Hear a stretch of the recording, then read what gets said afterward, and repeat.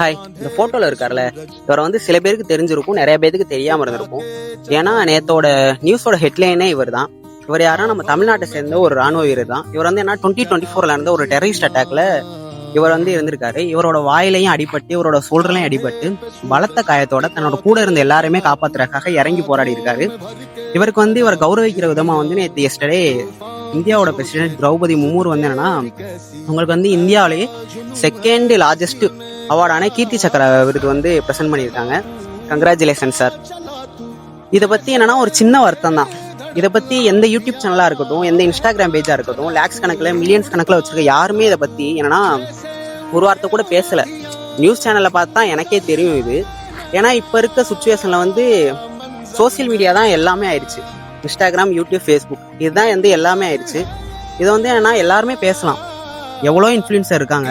Food black போடுறவங்களா இருக்கட்டும், fitness பத்தி பேசுறவங்களா இருக்கட்டும், இந்த டெய்லி கண்டென்ட் பிளாக் போடுறவங்களா இருக்கட்டும், யாரா இருந்தாலும் சரி இதை பத்தி கொஞ்சமாச்சும் பேசலாம். ஒரு சின்ன விஷயம், கான்ட்ரவர்சியான விஷயம்னா அதை மட்டும் வச்சு பேசுறாங்க. இப்போ வந்து ஒரு போலீஸ் ஆஃபீஸர் அதை பண்ணிட்டாரு, ஒரு ஆர்மி ஆஃபீஸர் அதை பண்ணிட்டாருன்னு சொல்லிட்டு அந்த மாதிரி சின்ன சின்ன கான்ட்ரவர்சியெல்லாம் பெருசு பண்ணி பேசுறவங்க இந்த மாதிரியான தியாகத்தெல்லாம் யாருமே பேச மாட்டாங்க. தயவு செஞ்சு இந்த மாதிரி விஷயத்தெல்லாம் பேசுங்க கொஞ்சம். தேங்க்யூ.